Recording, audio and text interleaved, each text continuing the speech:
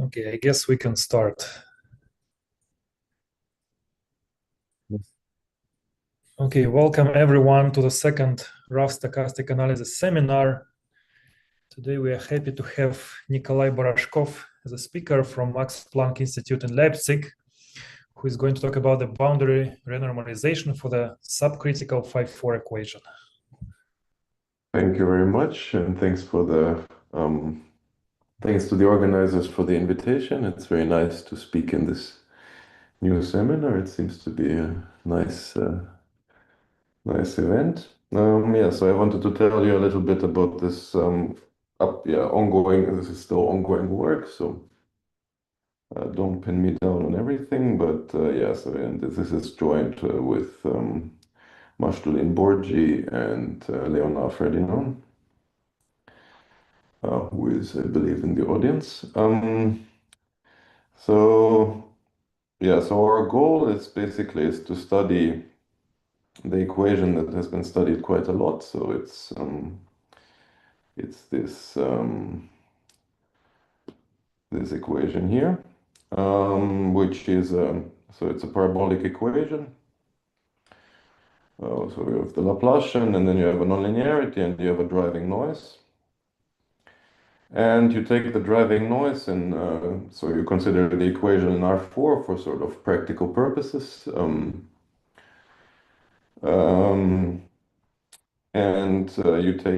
take your driving noise so that the equation is what would be in the language of singular SPDEs in the full subcritical regime. So which means you're in 4 dimensions. This means that you're almost delta correlated.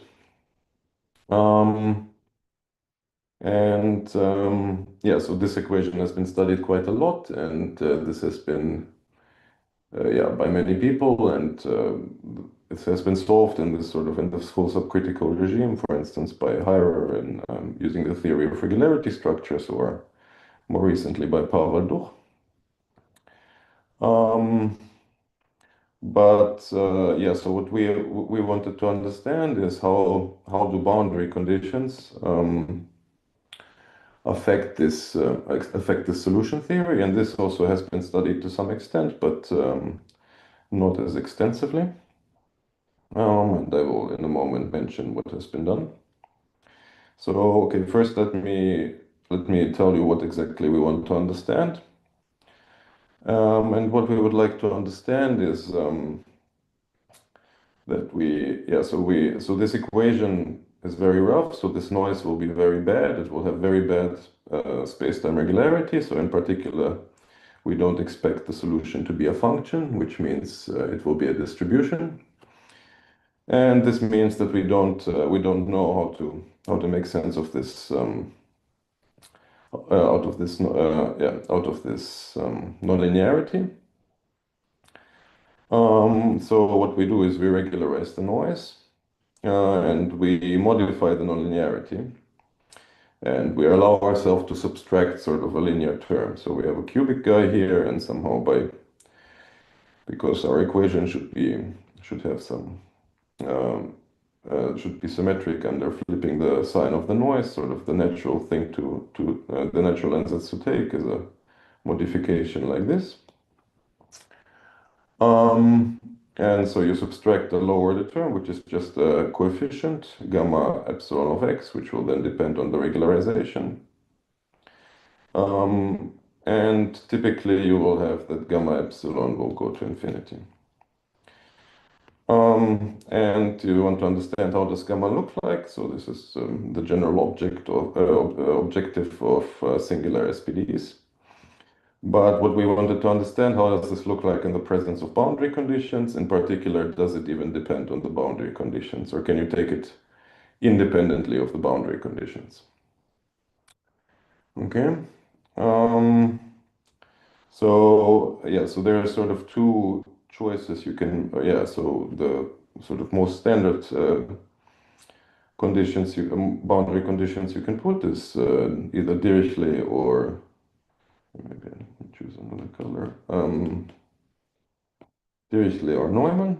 Or Neumann.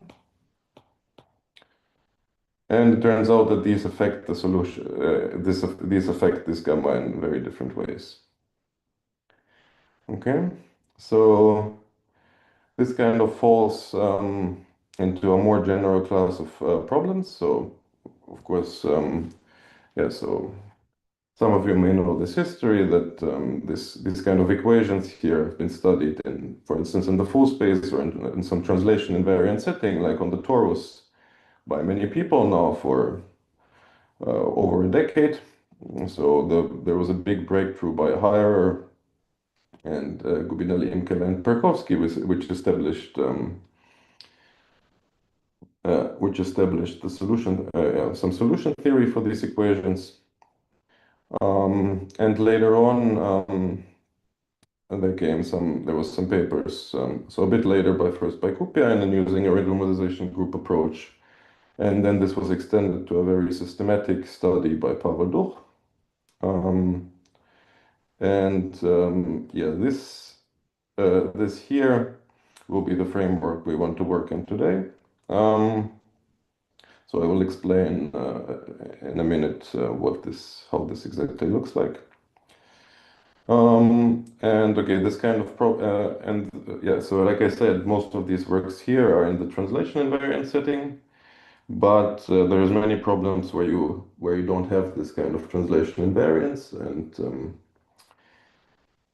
for instance, and there has been also works in that direction. So for instance, there has been works on, if you consider SPDEs on manifolds, which of course don't have any, are inhomogeneous potentially, using the power control calculus of Gubinelli, Imkel, and Perkovsky. And then a paper using regularity structures by Hairer and Zing. And there is more, sort of in some sense more broadly, there you can also consider SPDEs with non-constant coefficients, which has been studied by several people, including Hartmut Zing and recently Brooks, Steele, and Zing.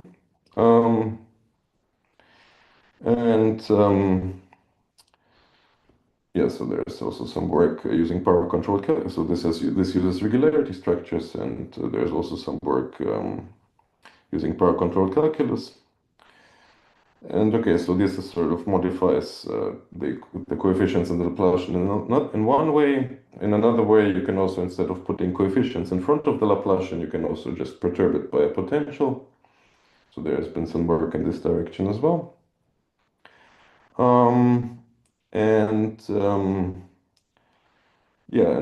So sort of the question that we are interested in today, there's been this work by Hairer and Gerencer. What happens if you put boundary conditions? So this is in the case of the 543 model and the parabolic Anderson model, also using regularity structures. Yeah, so let me first, so as I said, we will work in the flow approach, in this flow, what is called the flow approach. So this method, this approach to singular SPDEs developed by Pawel Duch. So let me explain a little bit about how this goes. So the way this works is you take a regularization. So this could be, for instance, a heat kernel decomposition, or it's any, so typically this will be a heat kernel decomposition.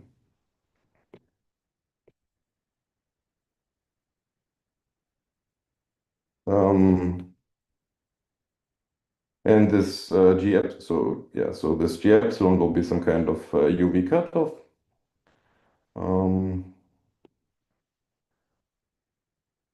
And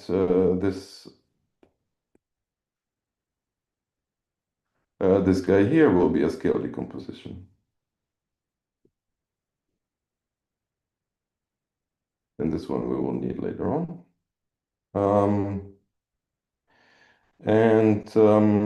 So then you ask yourself, okay, I can't really make a sense of because the equation is so singular, it's very hard to make sense of it directly. So then you are sort of, in the beginning you are a bit more humble, but it turns out maybe not so, actually, by not so much. that you mollify your equation. So you mollify the solution, and then you ask yourself which equation does this satisfy. So I told you already that we are putting a cutoff on the equation.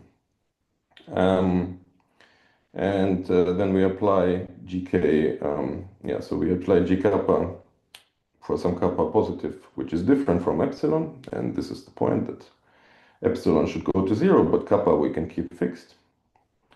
So epsilon goes to 0, but kappa is fixed.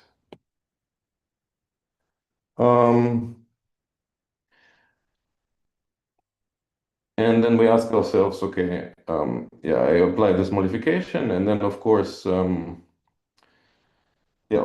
commutes with the differential operator. So this guy in front, it will go immediately here. So we'll get to kappa, but here it will not, of course, not commute with the nonlinearity. So then, then I ask myself, what can I write this? Can I write a closed equation for u kappa? And if I can, then what is the nonlinearity I have to put into that closed equation? So the answer is yes.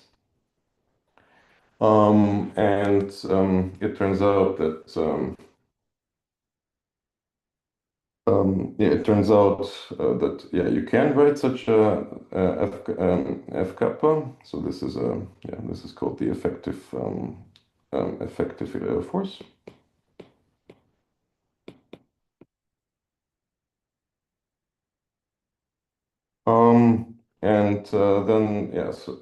So for finite epsilon, you can always do this. But then the goal is to construct this in the limit epsilon goes to 0. For every kappa greater than 0 fixed. So as I told you, this is fixed. And this will require an appropriate choice of the renormalization. So this gamma epsilon here. Okay.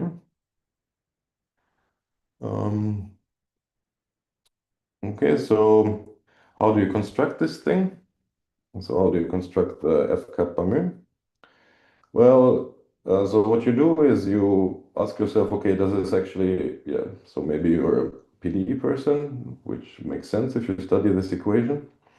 So then if you're a PDE person, you like to do everything using PDEs. So then you try to write a PDE for this f, and it naturally lives on infinite dimensions, so it will be an infinite dimensional equation. And it's actually not a PDE, but sort of a infinite dimensional ODE, if you will. And what does it look like? This is so it looks like this. So the derivative. So you take derivative according to scale, and you ask what is it that I get?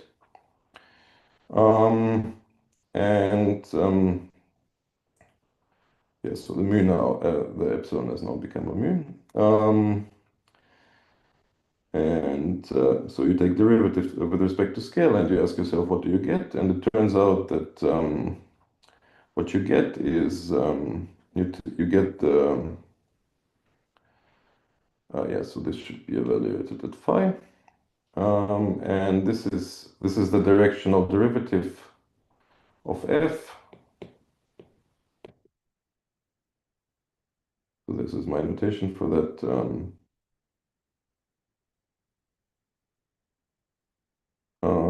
Or actually, it's Pawel's notation, but I stole it. Directional derivative of f in the direction g dot k.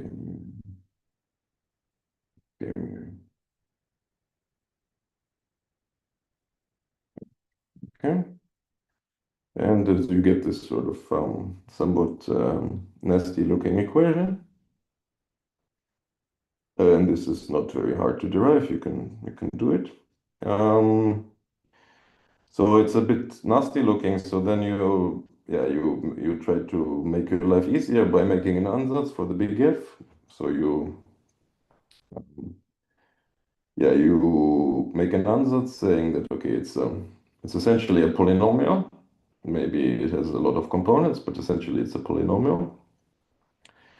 Or yeah, it has a lot of coefficients. And then, okay, if it's an so it's the sum of m linear functionals, which are then also have another grading. Yeah, so this other grading is so this is a grading by the coupling constant, which is the lambda. So you make this ansatz here that you have you have m linear terms which which are graded by lambda k. And if you plug this into the equation, then you see that you get an equation for the force coefficients, and this looks okay, still pretty nasty, but a little bit more, yeah, a little bit somehow easier. So how does this look like? So if you look at this, yeah, basically it's the more down to earth version of this guy.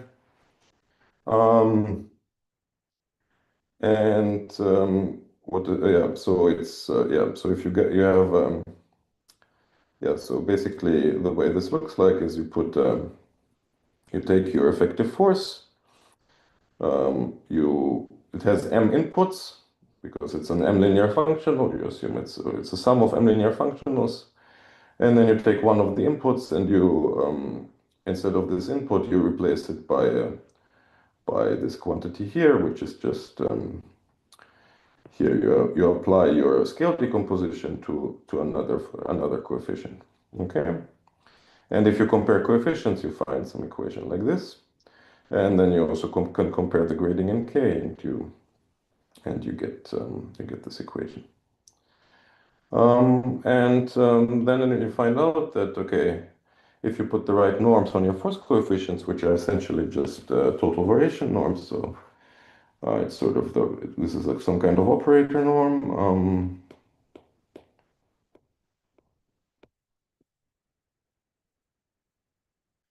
Then you can try to make an ansatz. So essentially, you ask yourself how do these force coefficients grow yeah, for every scale, and then you make some ansatz like this that okay, you have some parameter alpha, which is essentially will be dictated by the regularity of the noise.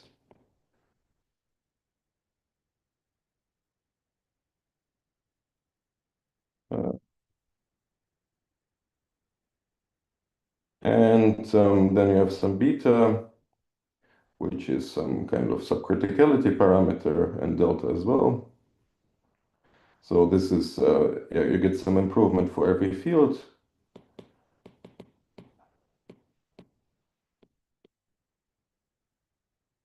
So an improvement for every argument you have. And here you get an improvement for every coupling constant.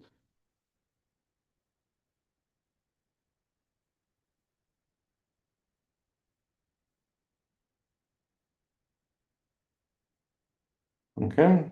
And then you find out that okay, if I have a bound like this and I plug it into my equation, then I can propagate it. So I can just look at the equation and I look at the right hand side and I try to just plug it in and do an estimate. So then I end up with something like this. And then I have to integrate this. So we have to integrate this in kappa because this was a derivative in kappa, so we have to integrate this in kappa.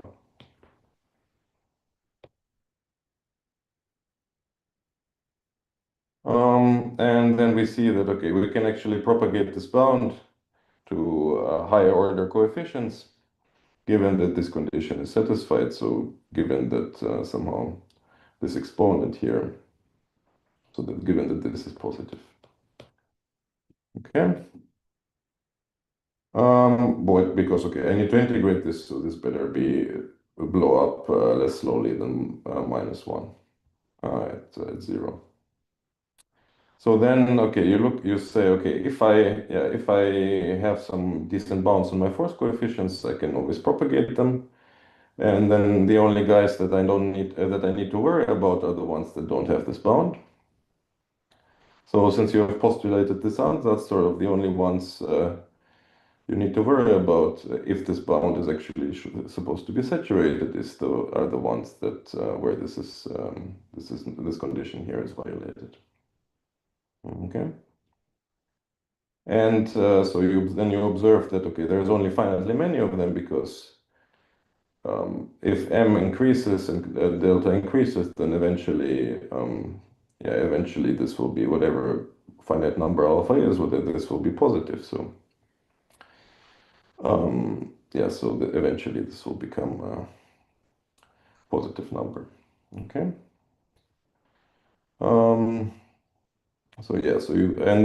Then you call the force coefficients you have here that are that violate this condition relevant, and you have to worry about them. So you have to make sure they have good bounds. And the way you do this is you look at their norms and you write them. And then so this is a typical the typical thing that is present in almost all the theories for singular stochastic PDEs, that you have a deterministic part of the theory and the stochastic part. So the deterministic part we just discussed, and this is the stochastic part. Okay. So the idea is that you construct this part stochastically. The ones if you're violating this condition, and the way you do it is you look at the norms and you do some kind of Kolmogorov argument. So you are modifying this with some scale kappa. So this should be a kappa actually.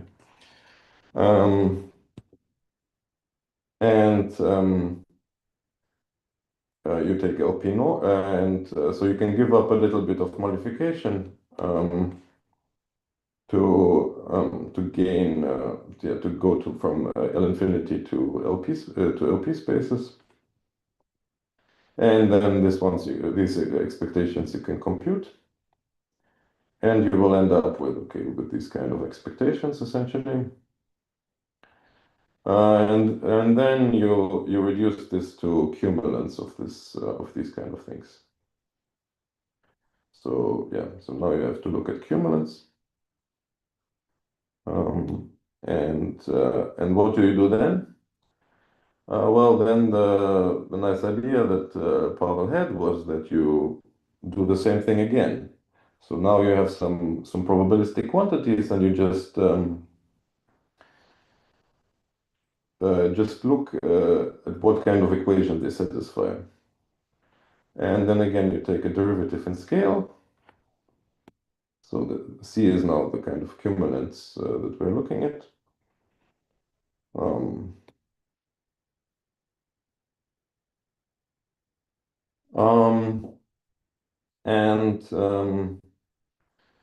Then you see that it satisfies a similar equation to before, but now you have the expectation. So you have a bilinear guy. So this we already saw. So this looks similar to before.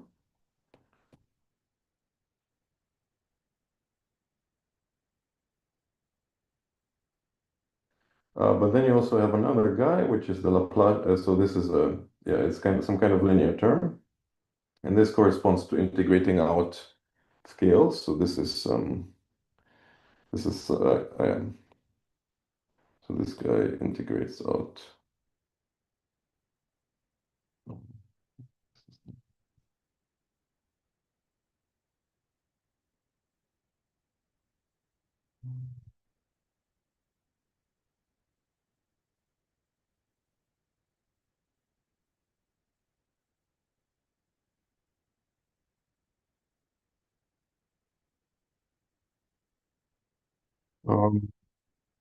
So this corresponds to taking expectation here. And then again, Now, yeah, so this is some kind of version. So this is this equation here. A different version of this has been used in the physics literature by Polchinski to prove perturbative renormalizability of some quantum field theories. And somehow here, because I just told you that there is only finitely many cumulants,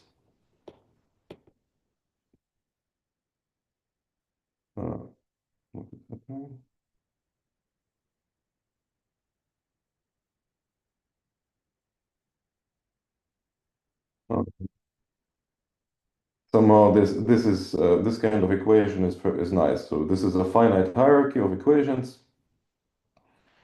Yeah, it's might be very large, but it's finite.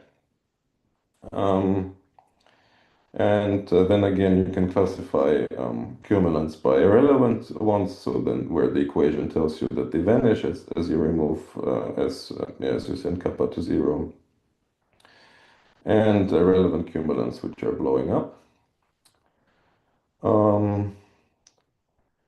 And for irrelevant cumulants, you integrate starting at kappa equal to 0. And for irrelevant cumulants, you have you have kind of two cases. So you can look at the equation and find that you have two cases. So one of them is the covariance of the zeroth order of the force, so the one that doesn't have any grading in the coupling and any grading and doesn't have any arguments. But this is just so this is just nothing but psi, the noise. And this one you can compute. So this has a kappa index. And this is, yeah, so you can essentially see that this does not evolve.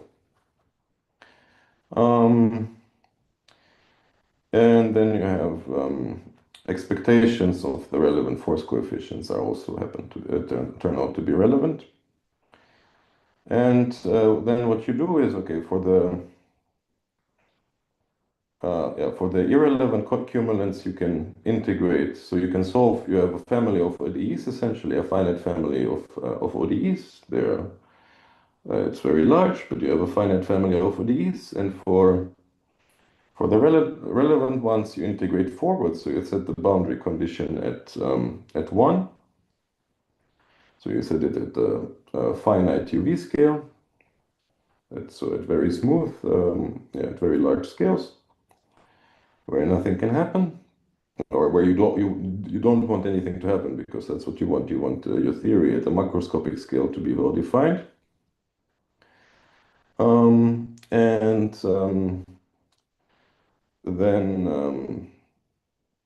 Then you want what you do with the irrelevant ones? Well, them and then the irrelevant one you can just integrate backwards. So you can set the boundary condition in the UV. So you postulate them to disappear, which means that really in the UV you really have the nonlinearity that you wanted, modulo this renormalization that has become the boundary condition, which you then have to show that this is the only thing that can happen, and these relevant force coefficients is to produce this gamma renormalization that we saw in the beginning.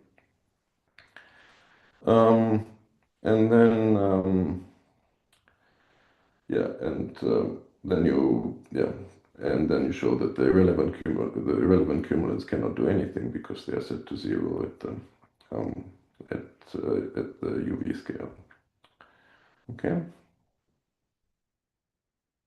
So far so good. So we did none of this. So this was work by Pawel Duch.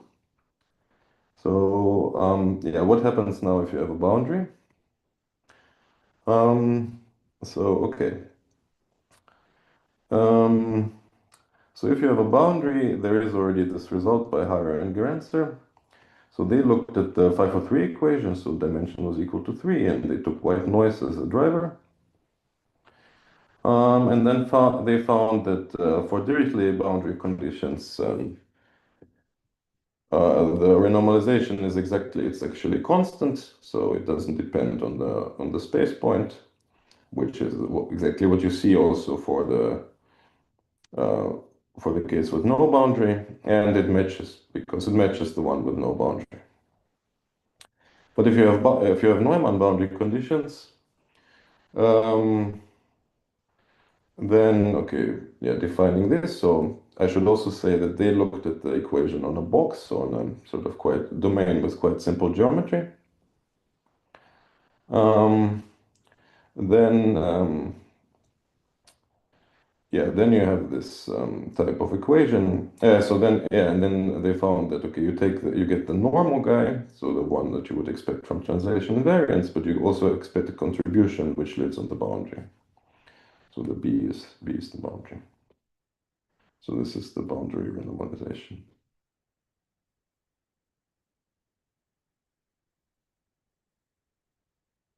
Okay. And what did we do? So this is sort of the result that I wanted to present. Yeah, we look at the equation in R4 because we want to be in the full subcritical regime. And we don't like fractional Laplacians because they don't have nice, we want to look at Neumann boundary conditions, and fractional Laplacians don't have nice Neumann and don't have nice heat kernels for Neumann boundary conditions. And so we look at the equation. If we regularize it, then we find that yeah, we have exactly the renormalization that Hairer and Gerencer also saw. And so these are constants. These are both constants.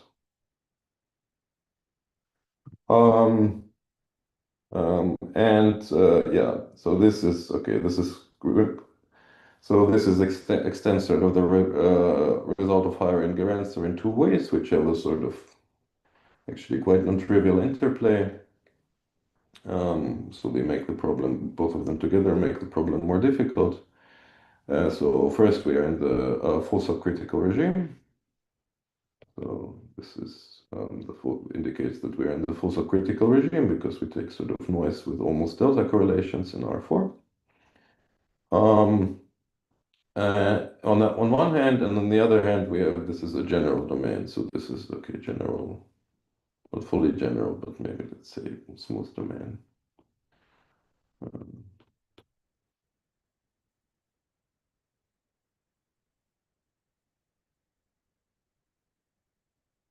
So it is, for instance, conceivable that because your domain now has a shape,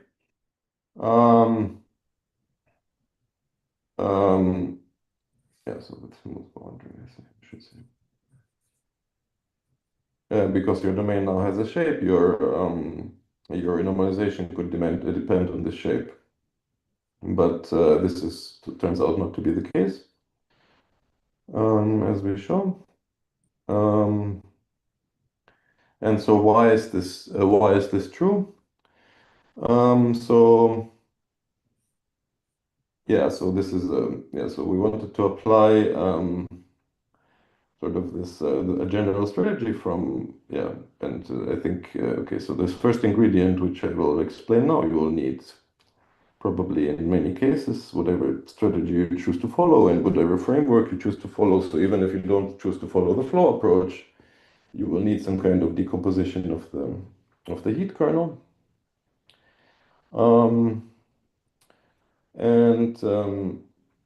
Yeah, so what is this decomposition? So yeah, so in our case, you have your heat kernel sort of decomposes. So you take Neumann boundary conditions. So this is the heat kernel with Neumann boundary conditions.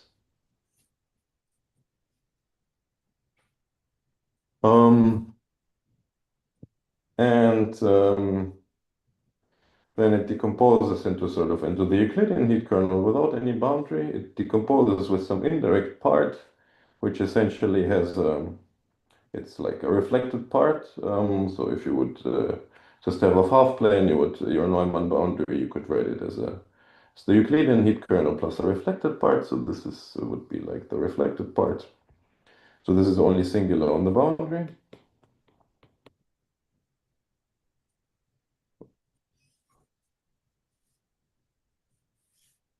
So this will contain the boundary contributions, and then you have some guy which we call irrelevant because it only produces sort of irrelevant terms in the language that I just explained. And In practice, this means that it's very smooth. Okay. So you have some kind of decomposition like this. And so what I mean actually by this, Sorry, Nikolay, I will interrupt. So yeah, it's good if you make a break in the middle. It's just okay. whenever you think it's a good time. Yeah, I think okay, maybe now is a good time actually. Yeah, maybe it was yeah. Maybe it was yeah, I think it's now is as good a time as any. Yeah. Okay, then let's make a break, and if anybody has any questions, it's a good time to ask.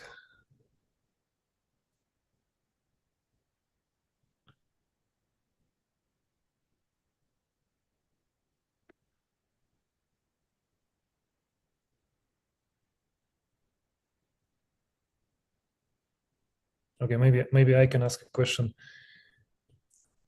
So in the renormalization constant, there is usually a term, like a bounded term. There's like a divergent term and a bounded term, right? Mm. Yeah, okay. I mean the bounded term, I guess you don't have to put if you don't want to. Yeah. Okay, but yeah, so I suppose these boundary conditions, they somehow contribute to this bounded term, right?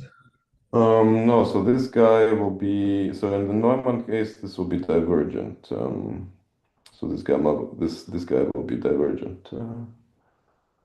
Um, so this will go, yeah, maybe I should have said this. Both of these will go to infinity as you remove epsilon. Okay. Okay, so there is a question in the chat. Is the role of delta to look at less than 4 dimensions? Yes, exactly. Yeah, so we don't want to, if we were to consider, yeah, to look at less than, exactly. So we would want to look at, yeah, 4 minus epsilon. So we want to put ourselves in the subcritical regime for the SPDE where we can actually renormalize the equation. Yeah, so that's exactly the role of the delta.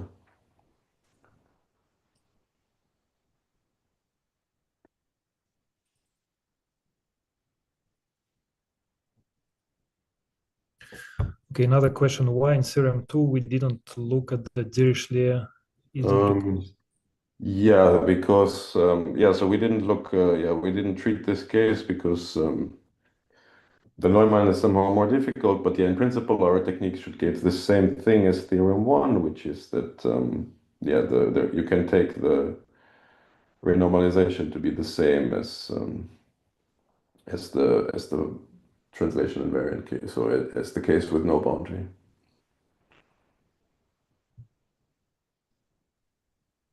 There are also some questions in the chat. So yeah, so one, Yeah, I think I answered, or we just answered.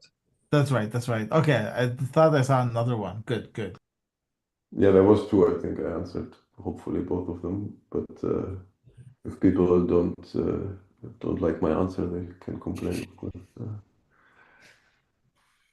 I had a question, which is, do you think these tools could also, or some of the machinery you developed would also help give a more systematic approach to dealing with kind of rough initial data? Um, rough initial data. So something where basically, I mean, you're kind of borderline or you have issues with like singularities at the time equals zero hyperplane. Yeah, I think somehow it should be similar in some sense. Yeah, but you would have to. Yeah, I mean somehow everything all of this is based on understanding the heat kernel, so it's somehow you basically it always uses that your heat kernel is the perturbation of the Euclidean heat kernel in some sense. So I'm not sure how this would look like in the time equals zero case. Yeah, I guess I don't know. Maybe Leonard could has a comment on this. I think that so the time is equal to zero hyperplane is like the easiest example of boundary because it doesn't have any shape. So I think, I mean, the huge question here is really how to handle the fact that the boundary is curved and has a shape. So, but yes, of course, it also somehow it covers the case of rough initial data. But I think what people know about rough initial data is somehow optimal. I mean, when you look at these equations, you want to start close to equilibrium, and then that is somehow optimal.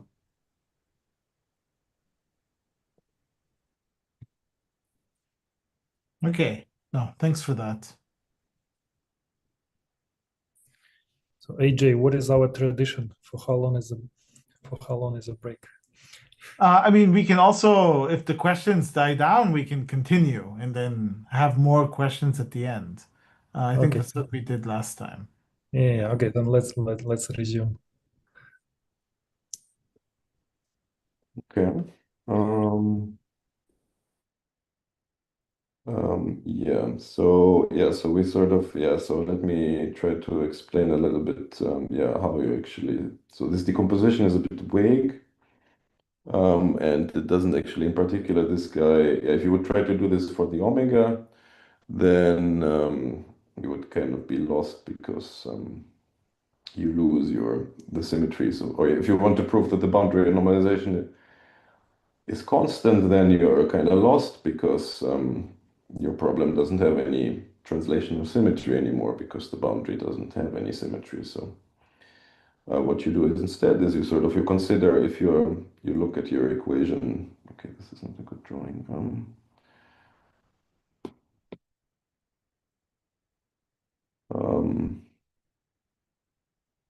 You look at your equation somewhere locally, and then you look at the tangent space at the boundary, and then you can sort of consider your coordinate system which maps this which maps this guy to a half. So this area here to basically a half space. So this folds this open into the half space. So the shaded area here becomes just this. And on this one, you can consider decomposition the way that I just wrote. So you have a Euclidean plus Neumann.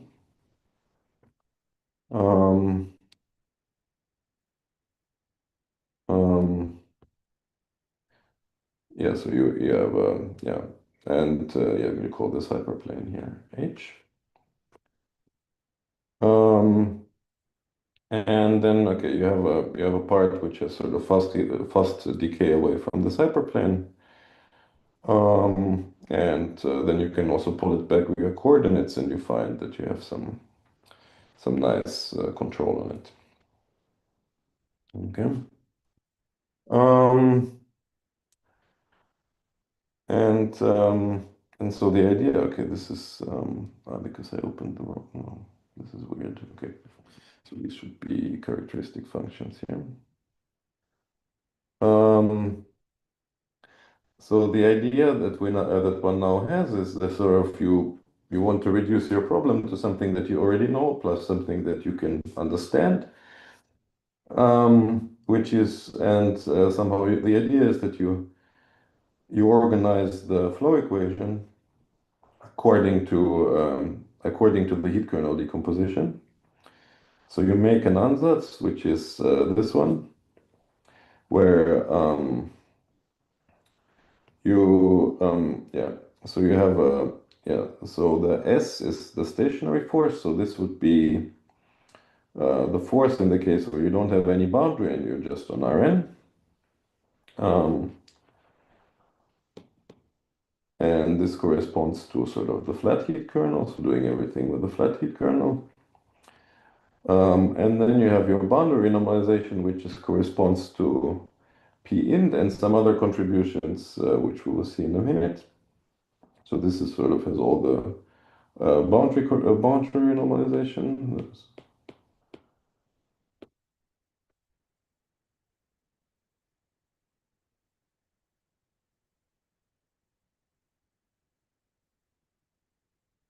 And then a third part, which, okay, this one will this is supposed to be harmless in the sense that the cumulants are all irrelevant, so this will not produce any new renormalization.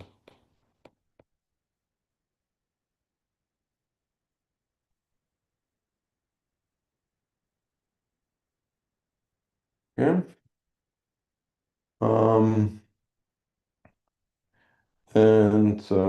Yeah, so how would this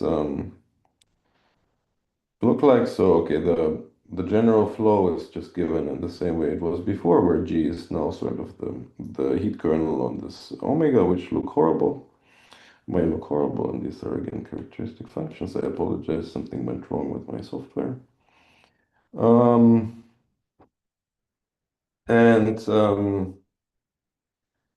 Then, okay, you make an answer. So first you have to sort of construct this restricted force, which means that you look at your force and you impose that it is only non-zero if all the inputs it takes, all the points it takes are in your domain.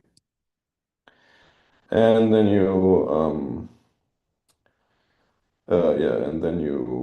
write a flow equation for it, and you can write this in terms of S, and then you have a flow equation for it, just like Pawel had, so you can always compute this equation. And then you try to find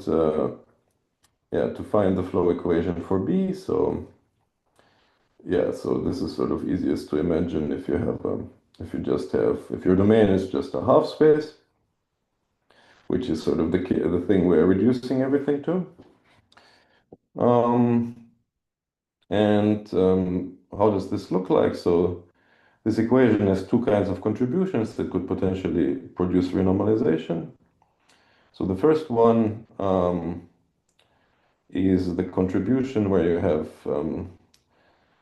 the stationary force, so something which is sort of stationary, and it interacts via the flat heat kernel, so the guy which doesn't, in principle, a priori doesn't have to do anything with the boundary. But the way that the boundary comes in is that you have one part, so the incoming lives here. Maybe let me.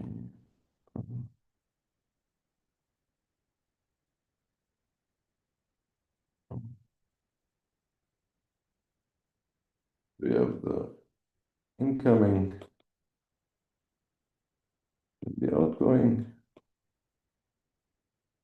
So they live on opposite sides of the boundary, and so they interact. So somehow, because things can only go wrong if two things are close, the only problem you can have is here, or anywhere along the boundary. And then you can have this term in different combinations, so you can flip the incoming and outgoing. And then you also have a term where the stationary force interacts with the indirect heat kernel. So this is sort of the boundary heat kernel.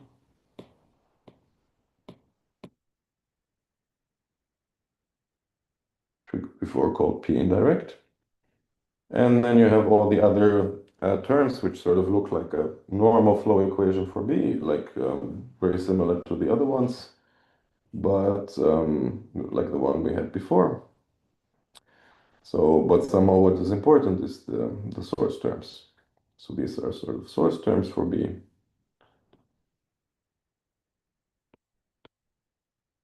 Or driving terms.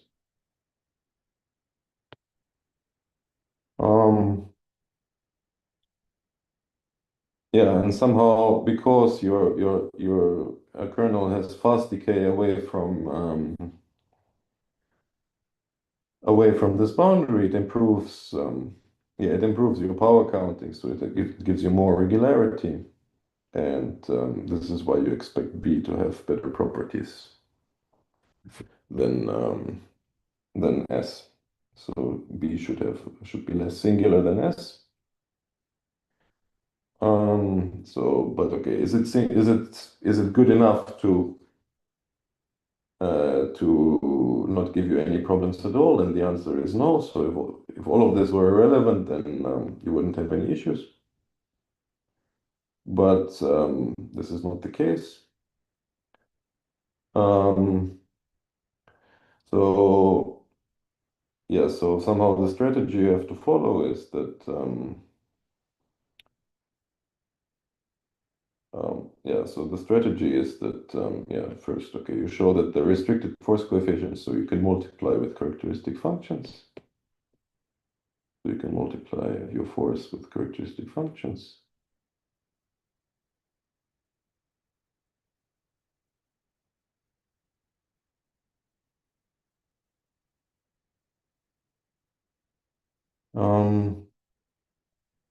And then, okay, you compute the flow equation for B. So then we computed the flow equation, but now we need, so B still has some renormalization, so it still has irrelevant terms. So actually, yeah, there's relevant terms.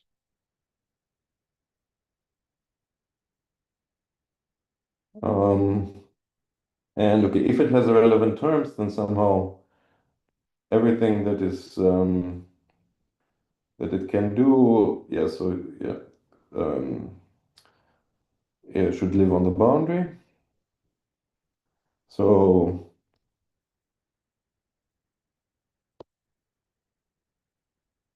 this should, yeah, so you have to compute the flow equation for the cumulants of B, and then show that renormalization lives on the boundary.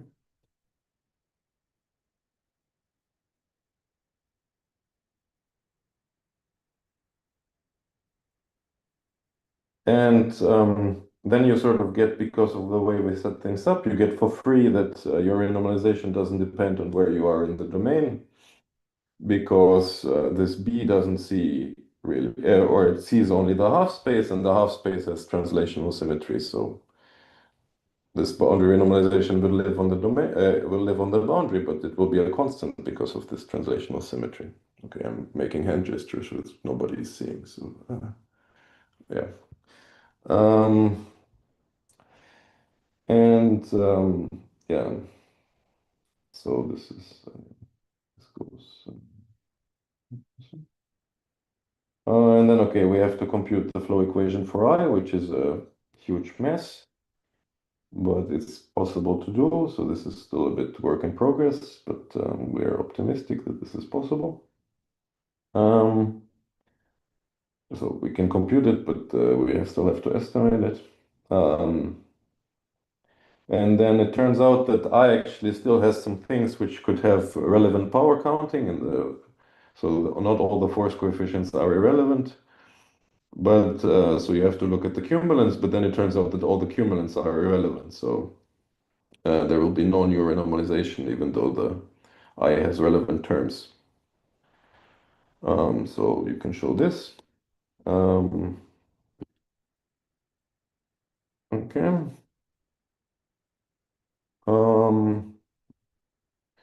And okay, maybe let me close with some general, yeah, some future directions, which one could generally apply this to. So this is a general philosophy. So every time you have basically every time you have a heat kernel expansion in terms of something, you can apply this philosophy and try to see if you can compare the renormalization constants. And this is so we expect, in particular, we expect this to apply to manifolds without much modification.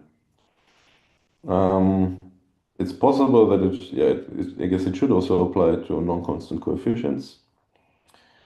Also Laplacians with potentials. I'm not sure if there's a heat kernel expansion, but I would expect you should be able to get one from the Feynman-Katz formula.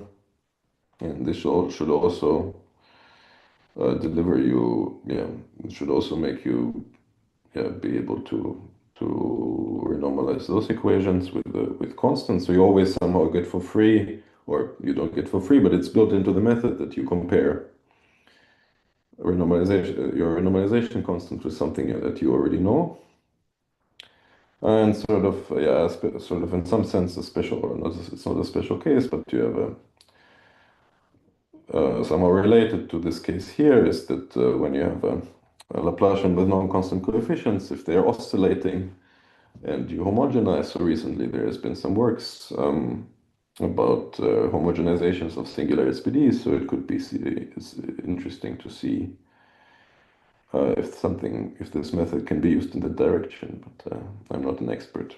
And okay, lastly, other equations. So one case which is interesting, which in principle the method should cover, but it sort of becomes quite technical, is that yeah, if you have a domain with a shape and you look at the equation which has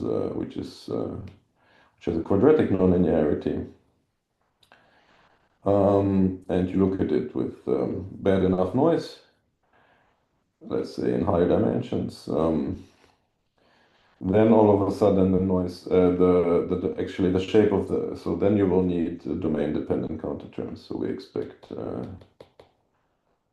this is quite similar to what was found by Singh and Hairer on manifolds, that this equation requires sort of position-dependent counterterms. And we expect that this will need a boundary normalization, which also depends on the curvature of the domain. That this equation needs boundary.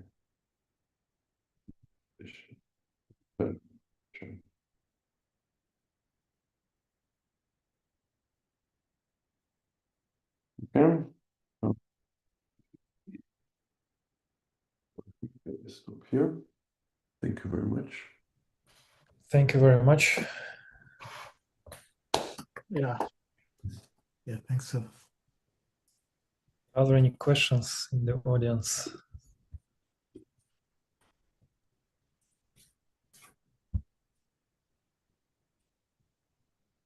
I mean, maybe I can ask a very general question I mean, you kind of compared what you were doing to things done via in the language of regularity structures. I mean, how would you, in the context of like boundary renormalization, how would you talk about the relative trade-offs? Like what's easier in one method versus the other?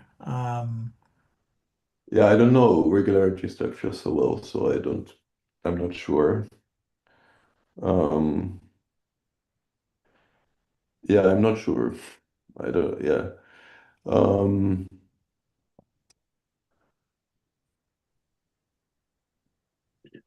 Yeah, I'm not, yeah, I would somehow, generally, I would expect the flow approach to be a bit more compact, but maybe somehow less black boxy, but I'm not, yeah, like I said, I'm not an expert in regularities, or I don't know much about regularity structures, so yeah, I'm not able to tell you.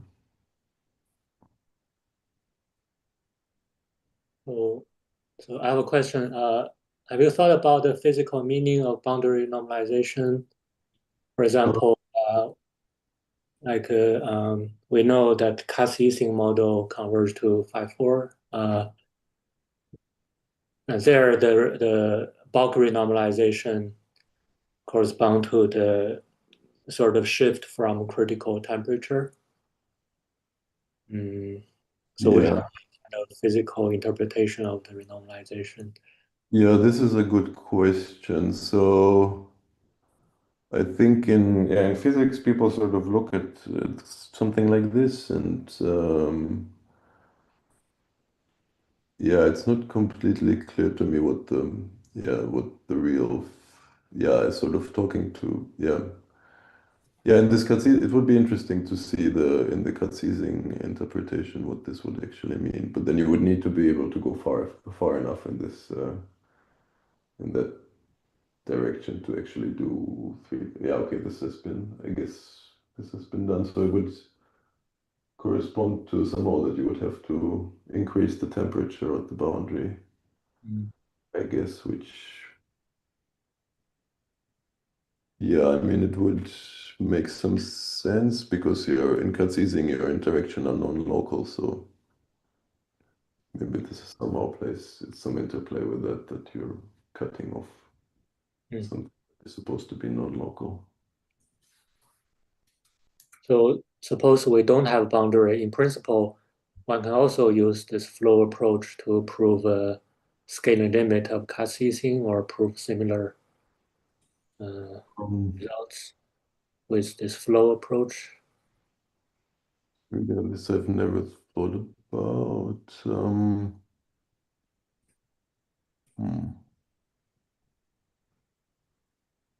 Possible.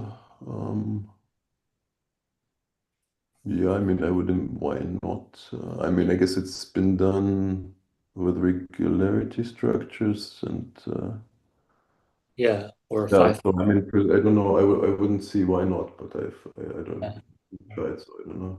I mean, one difficult thing is the kernel in the interacting particle system is not so nice, right? Or, I mean, maybe that would somehow the flow approach kind of really involves playing with the kernel.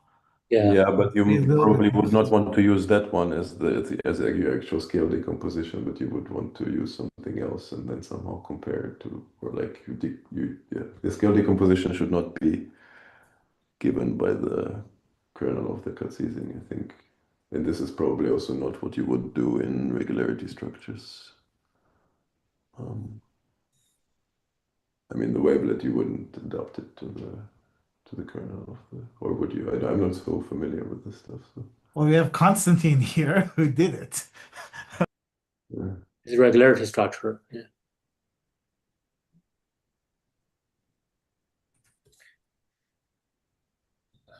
So maybe. I also had a question. I don't know if you had a question, Constantine, or. Yeah, please go ahead and then I will ask. Yeah, I mean, are there also lessons here to kind of do something? So here you're doing the flow for the dynamic, for the Langevin dynamic. I mean, I guess, I mean, maybe a related question. I mean, it's not that related, but like there's the other flow approach for the measure, right? So for if you could imagine doing something like sine Gordon with boundary, do you think any of the lessons that you've kind of seen here, I mean, probably not at a technical level, but in terms of how to organize the argument, would be helpful? I mean, I would not expect.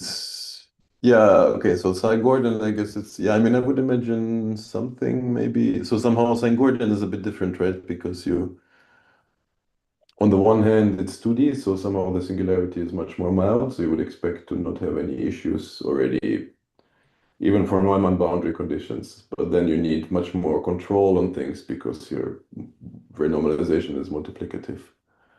So yeah, that's a good question. But somehow I would expect you would not need, you would be somehow simple. It should be, yeah, you should be able to understand something. If you understand, somehow I would imagine that what we did here is more difficult. So I would imagine you should be able to understand the sine Gordon case. Okay. But we haven't really thought about that. So does this flow approach also apply to the KPZ equation? Yes. But in the KPZ, I think you don't see any boundary normalization, so that's why we didn't really look at it. I think Martin and Mate they wrote a paper on KPZ where they proved that you don't see any, the renormalization is the one you would see. So yeah, you could redo this proof presumably also with this method. Yes, depends on what the boundary condition. So for KPZ, you're talking about the Dirichlet or Neumann boundary condition.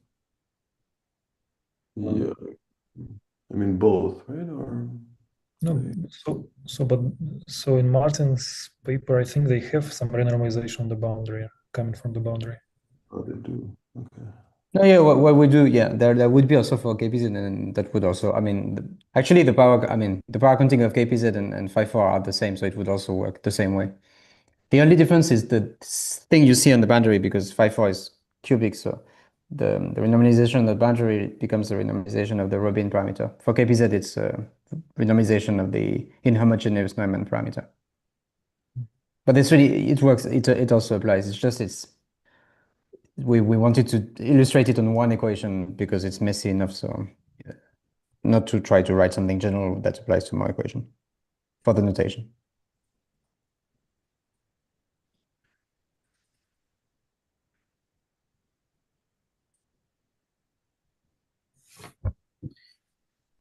All right. Are there any further questions?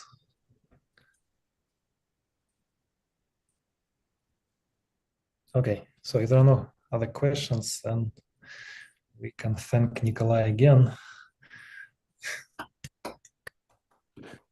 Thank you. Yeah, thank you for a nice talk, and yeah, so we can stop. Yeah, thank you. And well, next talk will be Mate Gerencer. I don't know if you'll talk about boundary renormalization or something different, but yeah, so look out for an announcement for another talk about a month from today. So thanks everyone. Bye. Okay.